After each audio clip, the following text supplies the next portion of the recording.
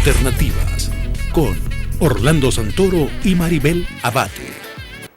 Buenas noches, estimados televidentes, sean bienvenidos a su programa Alternativas totalmente en vivo. Y luego de las elecciones presidenciales que se convocaron y se realizaron en Venezuela este 20 de mayo, por supuesto que muchas personas se preguntan, ¿y ahora qué? ¿Qué voy a hacer yo con mi vida? ¿Me voy, me quedo, sigo haciendo lo que me gusta, agarro mis maletas y me voy? La economía y una serie de preguntas que se están haciendo todas las personas que habitan en el país. Para ello nos acompaña el politólogo Sergio Grafe, quien va a estar dilucidando absolutamente todos estos detalles con respecto a qué va a pasar en Venezuela a partir del 21 de mayo. ¿Cómo está, Santoro? Buenas noches. Estimada licenciada Maribel Abate, mis apreciadas y mis apreciados televidentes, de nuevo acá en Alternativas, a través de Mira TV, canal 9 de Inter. Como decía Maribel, ¿qué va a pasar ahora a partir del 21 de mayo? Todo basado en una propuesta electoral. El presidente, quien ha sido reelegido por 6 años, presentó una propuesta para combatir los precios, para combatir la guerra económica, para seguir con los planes sociales y seguir con las bolsas CLAD de una manera más inmediata. Así que bueno, ¿qué va a pasar a partir del día de ayer o antier, verdad, que fueron las elecciones y que fue proclamado? Bueno, tenemos acá presente para analizar ese tema a nuestro promotor, asesor del programa Alternativas, el politólogo Sergio Grafe. Yo me imagino, Sergio, en la columna del domingo en la Guasacaca, que es lo que vas a colocar con respecto a las elecciones. Sergio, buenas noches, gracias por estar aquí. No, un placer. ¿Cómo estás? Bienvenido. Y sin más preámbulo, como siempre. ¿Qué sucedió el 20 de mayo? ¿Se esperaba y qué va a pasar después? Fue la crónica anunciada de que iba a pasar así, no había una forma absoluta de que fuese diferente el resultado. Bueno, si tú recuerdas, ustedes dos hace como 5 meses tuvimos un programa evaluando, creo que el resultado de las elecciones de gobernadores. Sí. Y después alcalde, creo que. Y después alcalde. Y yo les decía que para la elección presidencial íbamos a ver un esquema más o menos repetido de lo que habíamos observado en esas elecciones en cuanto a la actuación del gobierno con el tema de lo que se considera los bonos electorales. Te decía, bueno, en este momento los regalos que hace el gobierno alcanzan, creo que en ese tiempo eran 200.000 bolívares. Cuando venga la elección presidencial probablemente sean muchos más porque la situación económica del país va a estar peor y en vez de 200.000,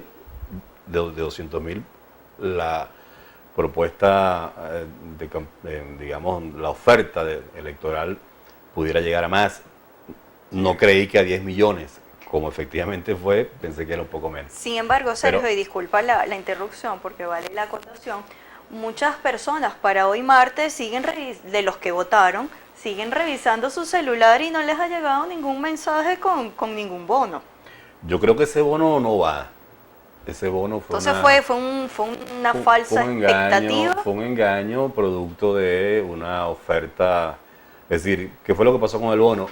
Te ofrezco el bono de 10 millones a los electores.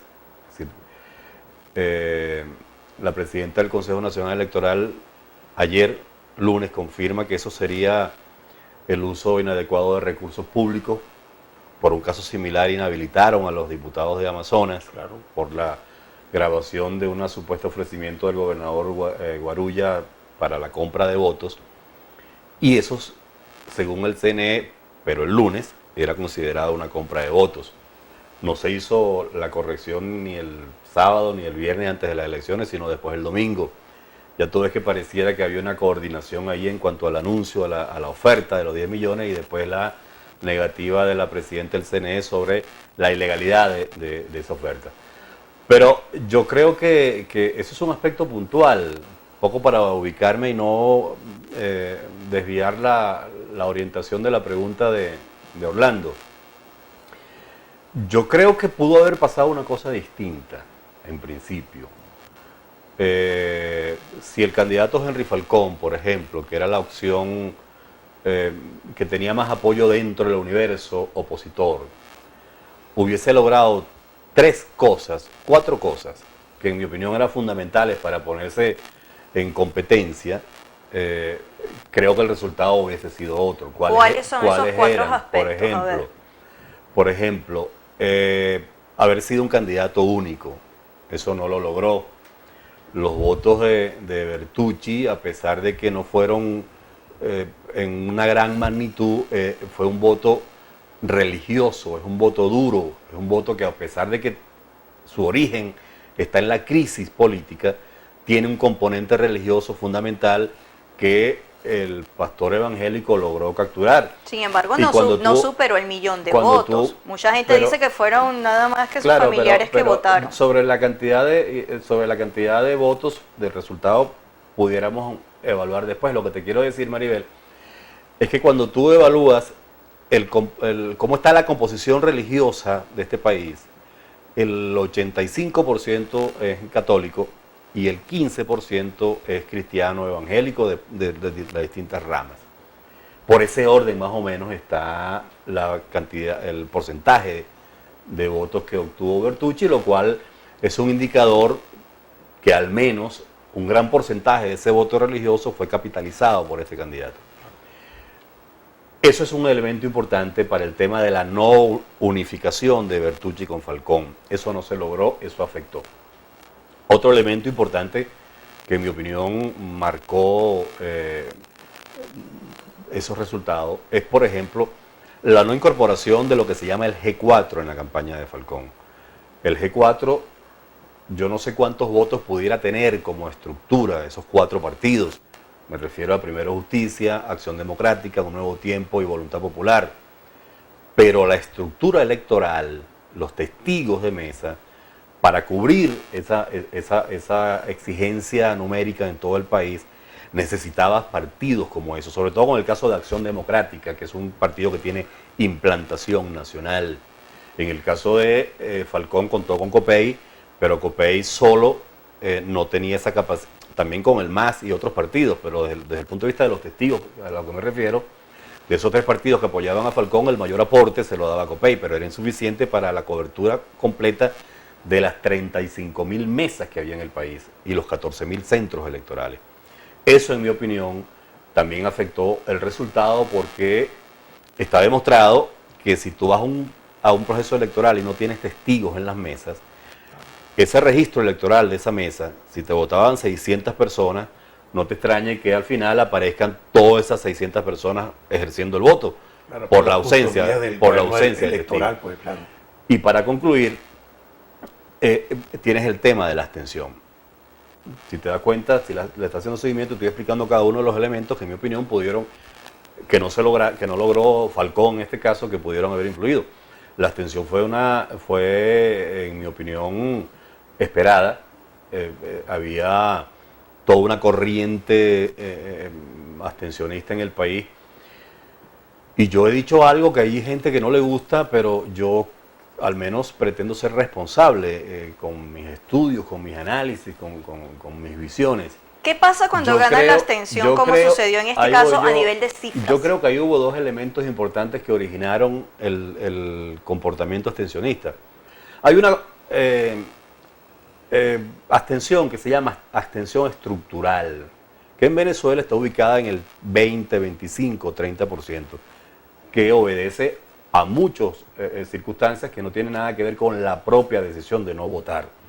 Electores que no viven en el país, electores que no saben es decir, que no votan no porque obedezca a una visión política de por qué no votar, sino que hace tiempo se dejaron de interesar en la política. En fin, hay una cantidad de explicaciones para explicar ese 20-30% de abstención estructural. El resto de la abstención que se suma a este resultado del domingo, Orlando, tiene que ver, en mi opinión, con dos factores. Uno, que se generó toda una operación psicológica manejada desde el gobierno para restarle el valor al voto como instrumento de cambio social. Yo estoy absolutamente convencido de que esa campaña abstencionista se originó inicialmente en el gobierno y que, como tenías un campo, digamos, habilitado para que fuera productiva, efectivamente mucha gente se enganchó. ¿Por qué?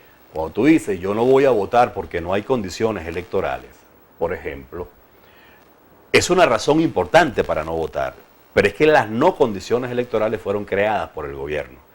Cuando tú ves un vocero del gobierno que te indica a ti, por ejemplo, que te hace un anuncio electoral, cuando ese anuncio debió haberlo hecho originalmente algún representante del CNE, eso forma parte de una visión programada para que la gente comience a pensar, bueno, pero es que yo no voy a votar, fíjate, primero habla Diosdado Cabello que Tibisay Lucena. ¿Cómo yo puedo creer en un CNE? Entonces, el no votar fue un error nuevamente de la oposición. Bueno, lo que pasa es que me estás llevando, yo quisiera explicarte un poquitico y después entramos con todo el gusto a explicar eso. Yo creo que fíjate, después de las elecciones del 2015, de las parlamentarias, el gobierno se dio cuenta que era minoría electoral. Que no, es decir, porque fue una derrota monumental. Hablo del 2015. El gobierno debe tener asesores de muy alto calibre a ese nivel, porque además, al menos recursos para pagarlos, debes tenerlo a nivel internacional. Iniciaron un proceso de descalificación del voto como instrumento de votación de cambio político, y el CNE y las demás instituciones formaban parte de ese juego. Cuando tú inhabilitas líderes como Leopoldo López estaba preso, pero como Capriles, como María Corina, cuando tú sacas del juego político de los partidos políticos, primero Justicia, Acción Democrática, Voluntad Popular, cuando tú generas una cantidad de condiciones objetivas que le van minando la mente al ciudadano sobre el tema de la desconfianza en el voto como instrumento, insisto. Pero además de eso, tienes los errores estratégicos que cometió la oposición. Cuando tú ves una oposición que te dice a ti, además, disculpa, voy a eso ahorita, pero además de eso, cuando tú tienes una Asamblea Nacional que te convoca a un proceso electoral, que no está facultada tú eres abogado, doctor, que no está facultada en ninguna Sergio, materia. Disculpa la interrupción, está la explicación magnífica, estupendo. pero tenemos que cumplir con compromisos comerciales. Entiendo Al regreso perfectamente. retomamos la idea y te vuelvo a formular la pregunta para que vayas pensando en, nuevamente la oposición se equivocó en cuanto a estrategias políticas. No tiene suficiente dinero la oposición para pagarle asesores que realmente le digan las cosas buenas que deben de hacer. Eso me lo vas a contestar luego de esta pausa comercial. Ya regresamos con más de Alternativas.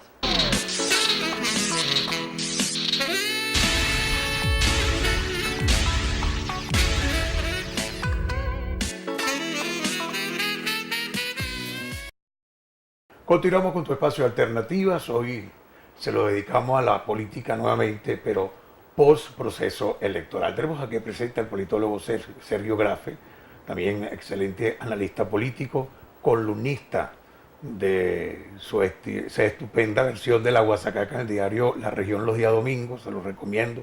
Este domingo me dicen que va a estar muy bueno. Y antes de identificar la estación, conversábamos sobre si efectivamente fue un error de la oposición llamar al abstencionismo, ¿verdad? Que hubiese sido preferible ir a votar o abstenerse, como fue la mayoría de la convocatoria, y estabas haciendo un análisis excelente, Sergio.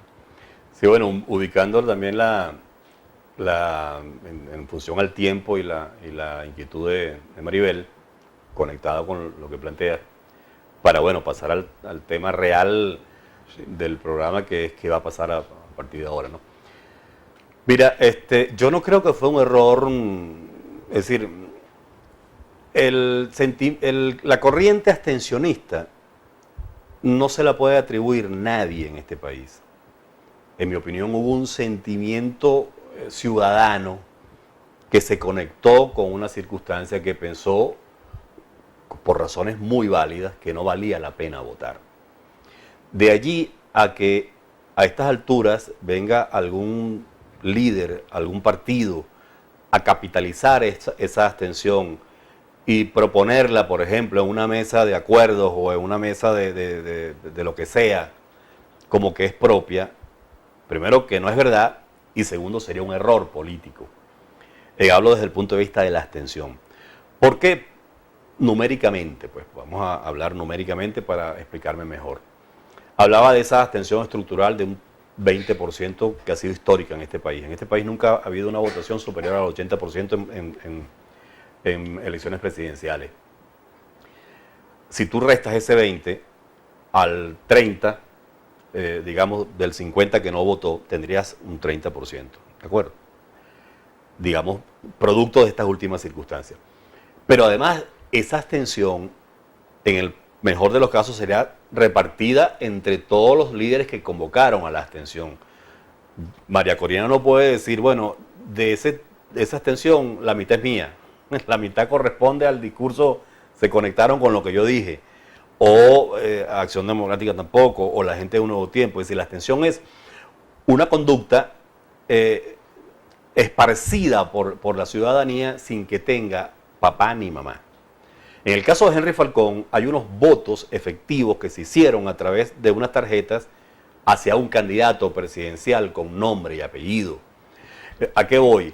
El que, en mi opinión, es un error creer que ganó la abstención desde el punto de vista comparativo entre el liderazgo de Henry Falcón y el otro liderazgo de la oposición, o que ganó Henry Falcón y perdió la abstención.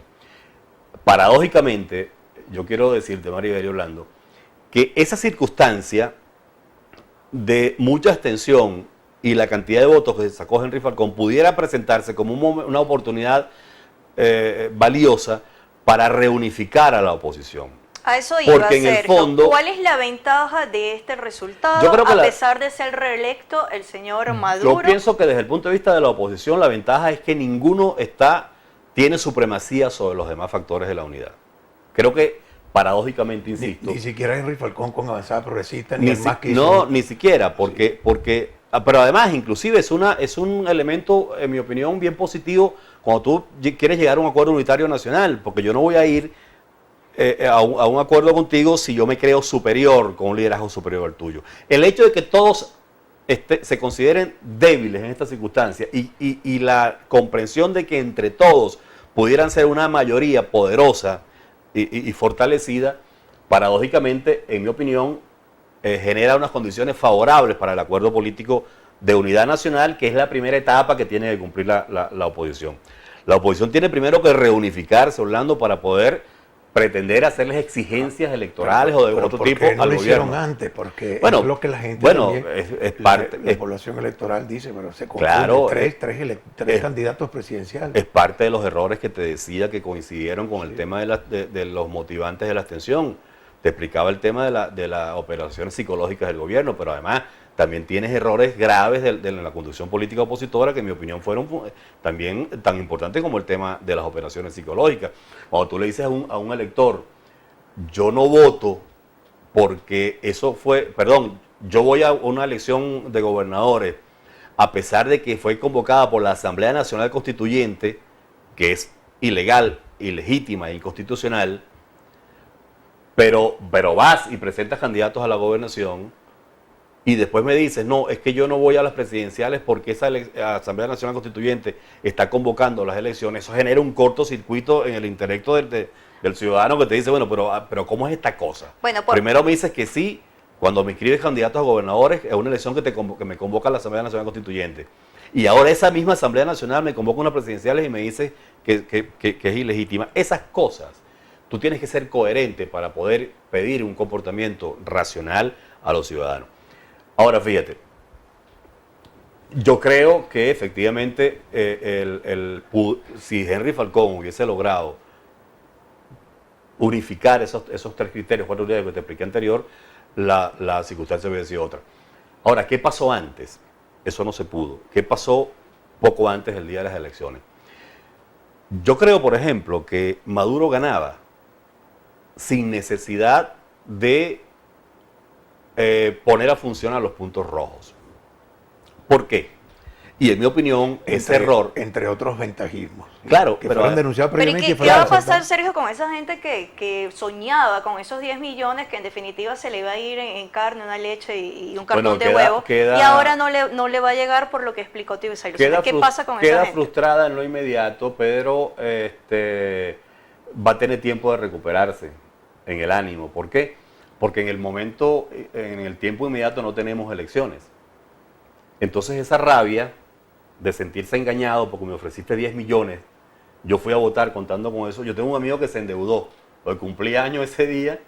Y pensaba que iba a comprar todo, que iba a celebrar. Que votando le iban a dar los 10 millones, pidió plata prestada para pagar después. Resulta que ahora no le van a dar los 10 millones y va a tener no celebró que el cumpleaños buscarlo de otra manera. No, sí lo celebró, porque se endeudó. Pero ¿a qué voy yo? Pero no solamente hablo de esos 10 millones que ya no van, de los bonos electorales, Orlando.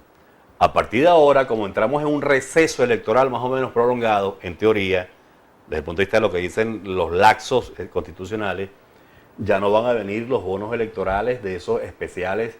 Sergio, viene el día del padre. ¿Tú no crees que los que hayan votado el domingo le van a depositar? Yo no creo que el día del padre venga nada, a menos que haya una elección en lo inmediato. Hablando de elecciones. Yo quiero terminar un poquito esta idea, Maribel. Es decir, esos bonos, cuando tú analizas las circunstancias en las cuales sucedieron, tenían una justificación racional desde el punto de vista de una estrategia porque había una elección enfrente. Ya eso no va.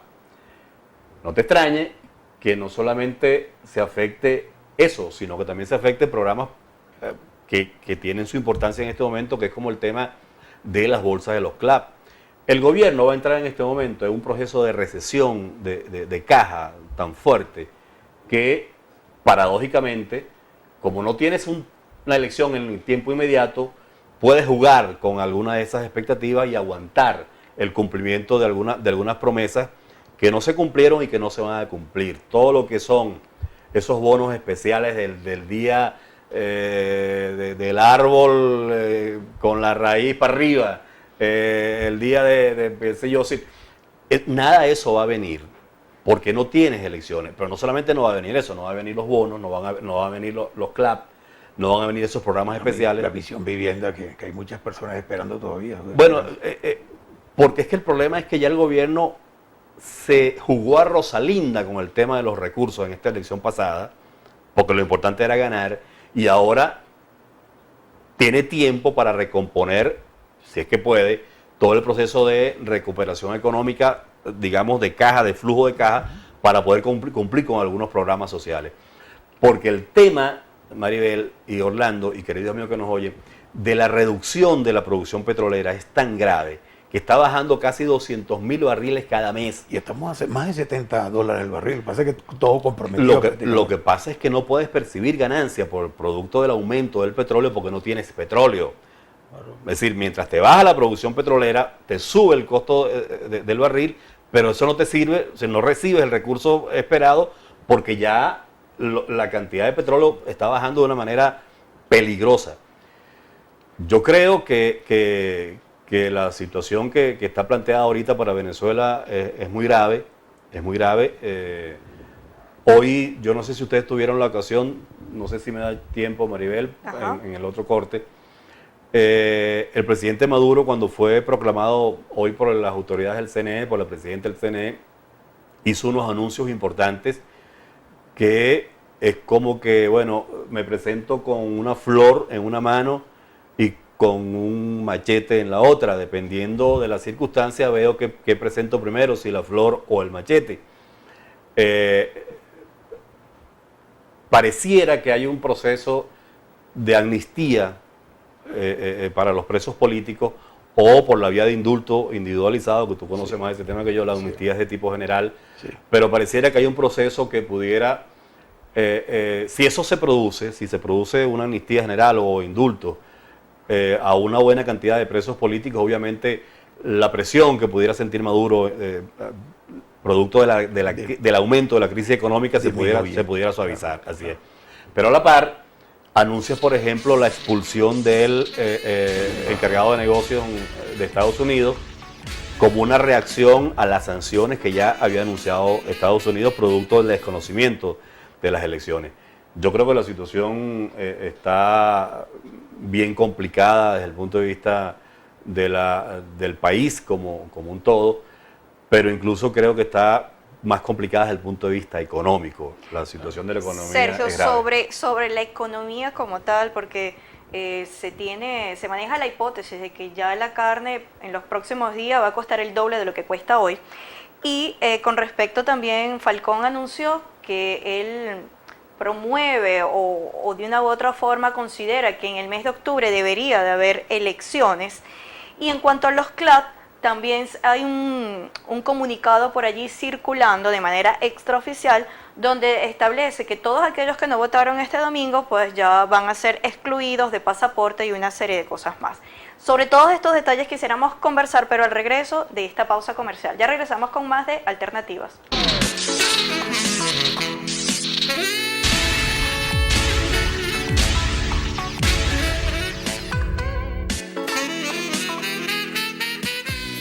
Continuamos con tu espacio Alternativas. Hoy estamos analizando el tema ¿qué va a pasar en Venezuela después del 21 de mayo?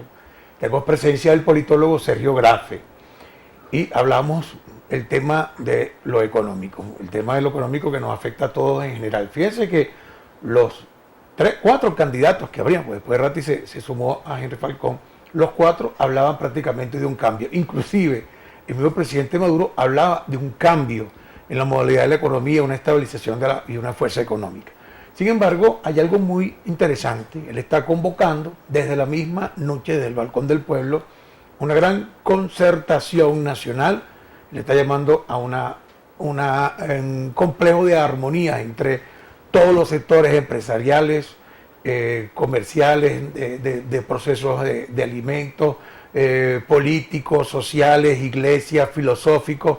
Inclusive hoy el candidato Bertucci, el ex candidato Bertucci, dijo que él se sumaría en todo caso también a ese despliegue de esa gran concertación. Y hay varios sectores interesados en hacerse valer y yo creo que es la única manera de poder levantar la economía de una gran unidad nacional donde también el aparato productivo del país, no solamente los motores, porque vimos que los motores no funcionan para activar los dólares, sino que el aparato productivo de la gerencia privada debe activarse, debe dársele absolutamente la mano. Y bueno, hablando del tema económico por el cual terminamos el corte pasado. ¿Sería esa la solución mágica que le hace falta a este país, donde después de tantos muertos y tantas diatribas, si todo el mundo se une dejando a un lado la política, entonces las cosas se activarían, se acomodarían?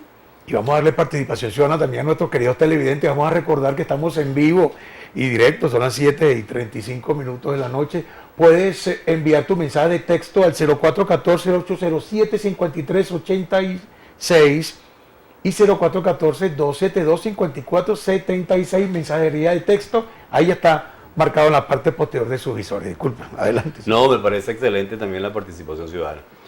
Fíjate lo siguiente.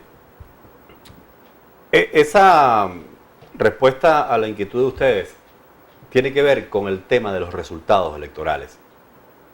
¿Por qué? Yo no estoy en capacidad técnica para afirmar que efectivamente hubo el 48% de participación electoral. Yo hice recorrido por... ¿Tú crees que fue maquillada esa cifra con respecto a que aquí hicimos un operativo estupendo a través de Mira TV, sí, cómo no, y diversos medios de comunicación se unieron también a cumplir con el deber de informar, y lo que se mostraban en las imágenes en muchos de los casos era una desolación? Entonces, ¿cómo se explica que casi no había gente en cola, por decir muy pocas, y sacaron el 48% de participación? Bueno, eso te iba a decir, ¿no? Les suplico que no me hagan perder el hilo de por qué vamos a llegar al tema económico, porque el tema es tan apasionante que el que voy a explicar ahora, que probablemente tienda a perderme. Fíjate, yo creo que efectivamente en las condiciones que estaba explicando, Maduro ganaba la elección. Es decir, el sábado para domingo no se lograron las condiciones que expliqué sobre la candidatura de Falcón y era una muerte anunciada. Lo que no estoy convencido sobre la el nivel de participación electoral y el diferencial entre Maduro y los demás candidatos. Creo que la denuncia que hizo Henry Falcón de desconocer el resultado electoral estaba bien orientada si lo hubiese hecho después de que el CNE hubiese dado su reporte. ¿Por qué? Cuando Henry Falcón denuncia o anuncia que no reconocía las elecciones, lo hizo antes del cierre de los centros electorales. Esa información que era obviamente, digamos, de un gran impacto nacional, con toda seguridad corrió por todo el país. Cualquier testigo de Henry Falcón que estaba todavía en una mesa, con toda seguridad, y tenía razón para hacerlo, se retiró. Es decir, no sé hasta dónde a ver si logro explicarme. Fíjate lo siguiente. Si no hubiesen producido esos anuncios en ese horario, a lo mejor el resultado hubiese sido que ganaba Maduro, pero no por esa cantidad de votos ni por ese nivel de participación. Es como el que te dice a ti, es como el ejemplo práctico de alguien que dice, bueno, yo me puedo robar ese bolívar, pero si me puedo robar 1 millón, mejor me robo el millón. Si te vas a robar la elección, róbatela por una buena cantidad de votos, digamos, ¿no? No estoy haciendo apología del delito electoral, te estoy explicando, si te lo vas a robar, róbatelo bien. Claro. ¿Por qué, Maribel? Porque cuando tú analizas los resultados electorales, Maduro ganó en todas las 35.000 mesas de todo el país. Ganó en todos los 14.000 centros electorales. Ganó en los 23 estados, en los 335 municipios. Ganó en Chacao. Ganó en Los Alias. Ganó en Baruta. Entonces, es decir, fue como que la arrebatamos. Mira, nos van a denunciar por fraude, que nos denuncien con ganas, pues. Pero ¿qué significa eso? Que ese diferencial generó un proceso interno de cohesión del madurismo, del chavismo, preparando un escenario para lo que pudiera venir. Es decir, ese diferencial, Orlando, no es solamente de fraude, tiene un piquete político con una intencionalidad clarísima, porque además de eso, no le pones a Falcón la cantidad de votos que debía tener, sino que te lo ponen por allá lejos. Sí. ¿Cuál es la implicación para el mundo opositor de ese resultado de Falcón?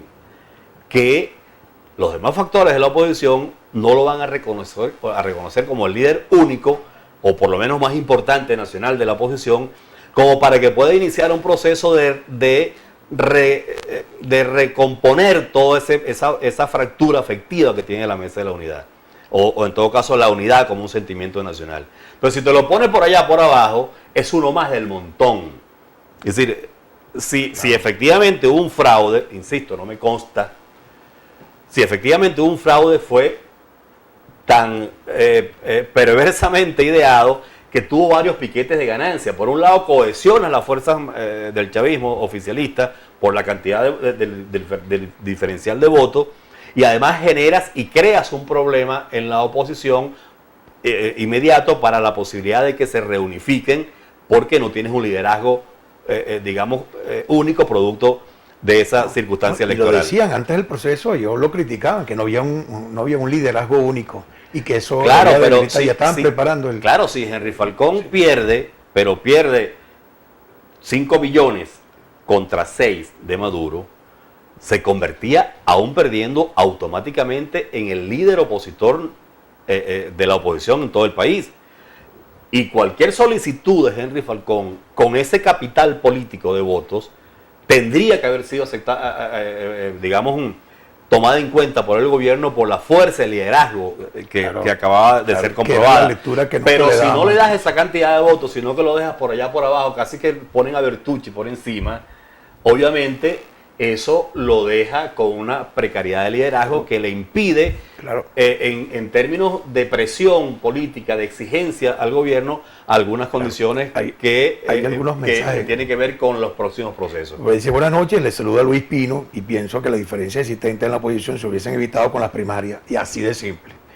y dice, buenas noches, que está esperando Sergio Grafe para optar un puesto en la alcaldía o gobernación, ya que lo considera una persona óptima para el cargo. ¿Qué te Así pasó, que, Sergio, que cuando hubo las elecciones de alcalde decidiste no ir al ruedo político? Mucha gente había dicho que te habías ido del país, ya vemos que no, estás aquí sentado con nosotros. Dios.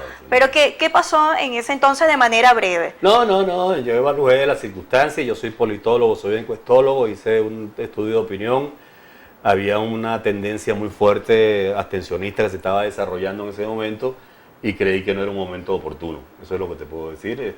Apoyé a Freddy Martínez, sacamos una cantidad considerable de votos y eso fue en resumen, ¿no? Pero no, en ningún momento me he ido del país, no he pensado al menos todavía irme, vamos a ver.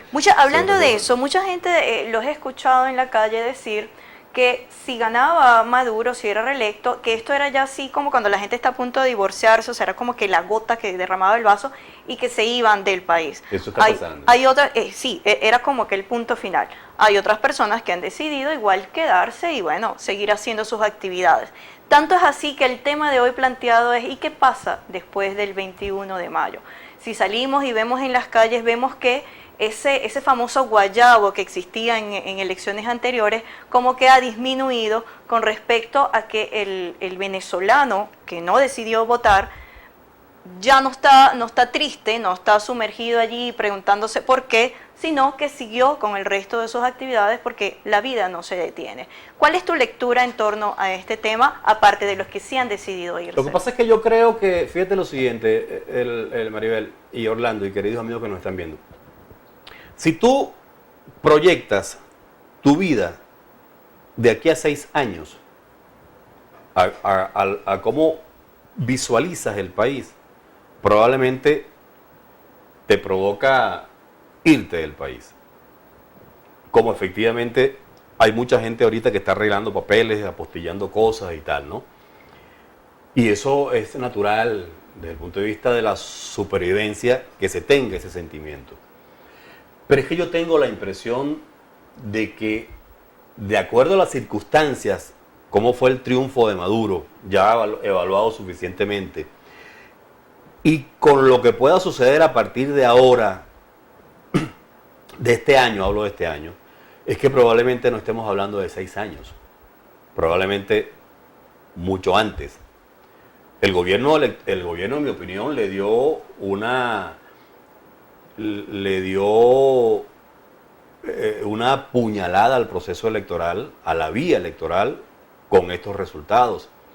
Y eso, ojo, no estoy haciendo apología de cosas que después vayan a estar llamando a uno para investigarlo. Ni que vaya a presentarse el SEBIN a la puerta de tu casa. Sino que cuando tú cierras la vía electoral, hablo desde el punto de vista como politólogo profesional, tú estás sentando simultáneamente las bases para otro tipo de circunstancias. ¿Cuáles son esas otras circunstancias? No necesariamente golpe de Estado ni violentas. Puede ser un gran acuerdo político que te permita, por ejemplo, realizar nuevas elecciones. Es decir, de hecho, Falcón, por ejemplo, en su locución minutos antes, el domingo a las 10 de la noche, habló de unas posibles elecciones en octubre. El mes de octubre. ¿En qué se basa Falcón para decir eso? Es interesante, exacto. Bueno, yo no sé exactamente cuáles son los cálculos que él tiene. Lo que sí yo sé es que si el gobierno no resuelve el problema de la crisis económica, va a tener que buscar una salida negociada en el tiempo inmediato. Y eso tiene que ser por la vía electoral. Fíjate lo siguiente. Yo creo que con el resultado del domingo, perdió todo el país. Incluso hasta los que votaron por Maduro. Perdió Maduro. ¿Por qué? Porque es distinto que tú salgas del poder por la vía electoral, constitucional, producto de un resultado de votos que te da, obviamente, el mismo sistema jurídico te da protección para que entregues por la vía pacífica el poder, a que lo hagas por una vía que no es electoral, una vía distinta a la electoral, para no calificarla. Entonces, en mi opinión, la élite gobernante debió haber permitido que la dinámica del sentimiento mayoritario del país se desarrollara de una manera natural, y si perdías la elección, bueno, asumirla como demócrata, entregar el poder porque es distinto, insisto, que tú pierdas el poder de esa manera a que lo pierdas por una ruta donde no se te puede garantizar o no tienes garantía o no prevés que se te pueda garantizar un proceso, por ejemplo, de defensa natural, etcétera, porque, por ejemplo, es un golpe de Estado o una vía de fuerza distinta a la vía electoral, la consideración para los que abandonan el poder es distinta a los que la pierden por la vía electoral. Sí. Entonces, digamos, para resumir, yo creo que hay una gran pérdida del país de todos los factores. Y me gustaría que nos contestara, como en todo evento que alguien resulta ganador, siempre hay una fiesta posterior. ¿Qué pasó en Venezuela que las calles estaban prácticamente solitarias y no se escucharon cohetes? Eso me lo vas a contestar luego de esta pausa comercial. Ya regresamos con más de Alternativas.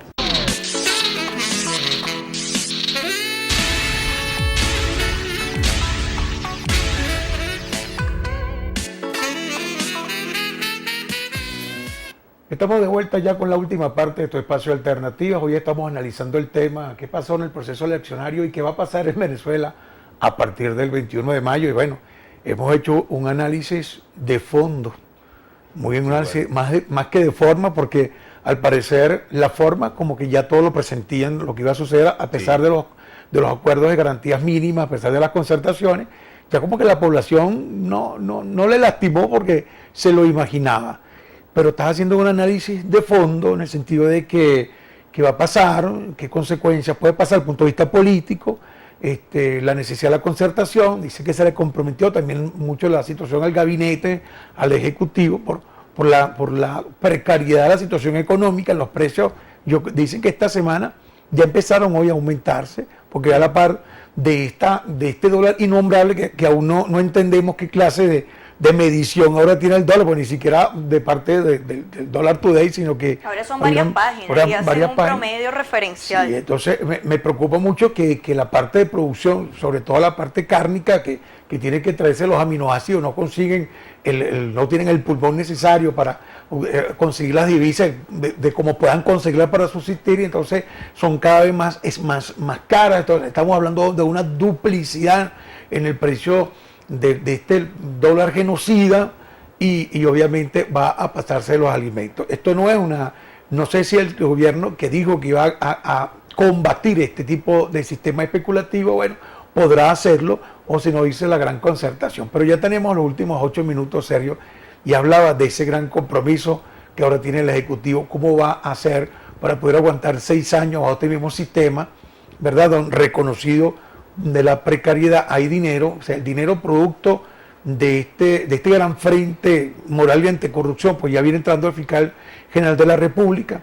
Hay muchas personas detenidas privativas de libertad, pero hay cuyas cuentas que se han conseguido en el exterior aparentemente han sido solicitadas, pero están bloqueadas porque teóricamente hablando, estoy especulando un poco, estos gobiernos extranjeros no se la quieren regresar a la justicia venezolana, a las arcas venezolanas, porque puedan utilizarse un sistema de que se vuelva a desaparecer, y de paso que muchos de esos países involucrados son de aquellos que sancionan. Entonces se complica un poco la situación. Claro. Yo sí que considero que es necesaria una concertación necesaria y ya, una gran concertación nacional, Sergio. Bueno, fíjate lo siguiente, yo creo que desde el punto de vista político el país entra en una inestabilidad con un futuro incierto. ¿Aún más? Sí, los países nunca tocan fondo. Lo que nosotros observamos en este momento pudiera profundizarse mucho más en el tiempo inmediato desde el punto de vista político. Insisto, creo que el gobierno tiene una oportunidad de mejorar un poco las condiciones. Por ejemplo, si genera un proceso de amnistía general para los presos políticos o indultos individualizados puntuales de algunos emblemáticos. Ojalá que eso aunque sea suceda. Eso pudiera ayudar. Digamos, desde el punto de vista de las perspectivas políticas, el gobierno tiene condiciones, tiene capacidad teórica, Maribel, para mejorar las condiciones económicas, Orlando.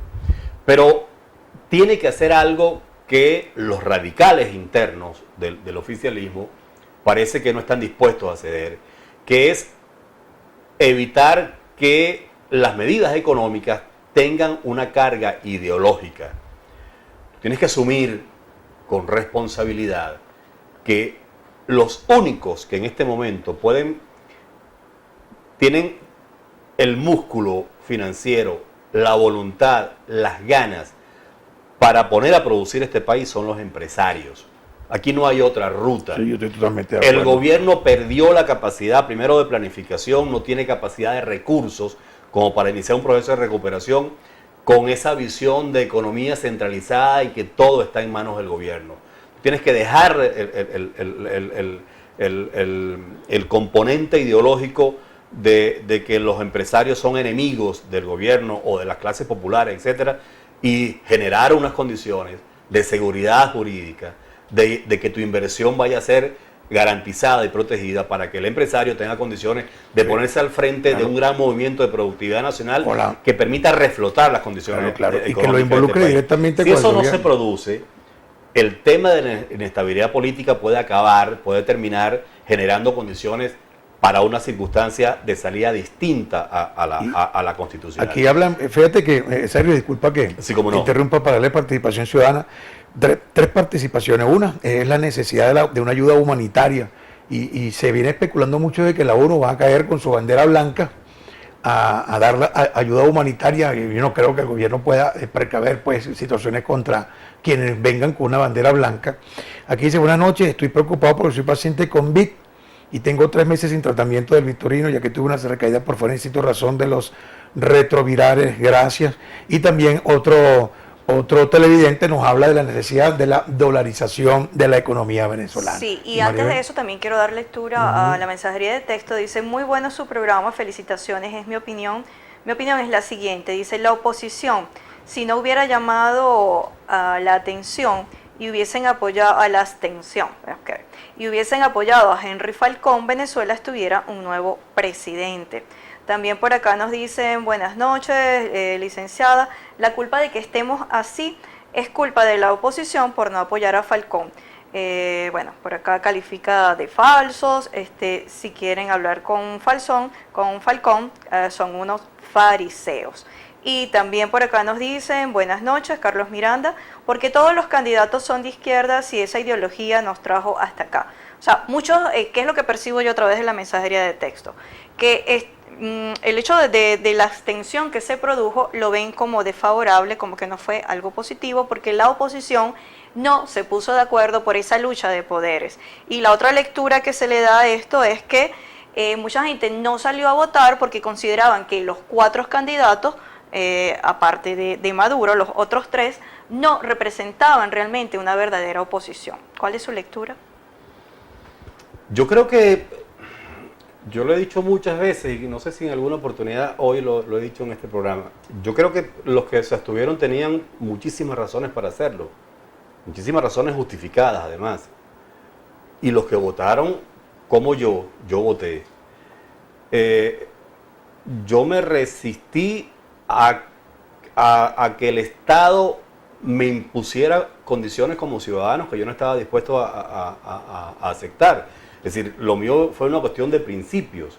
Yo sabía que yo iba a perder mi voto y aún así fui a votar. Sergio, disculpa, entonces te salvaste, porque hay un comunicado, que era lo que te preguntaba anteriormente, donde dicen que todas aquellas personas que no salieron a votar son considerados unos apátridas, claro, y que no les va a corresponder sacar el carné de la patria, si lo quieren sacar ahora, no les va a corresponder. Conjetura también por las redes, eso ¿tú crees entonces que en ese sentido te salvaste de todo eso? Bueno, son puras conjeturas, son olas de información que están corriendo para que la gente se sienta peor. No, yo en principio yo no lo hice para buscando esas cosas, ¿no?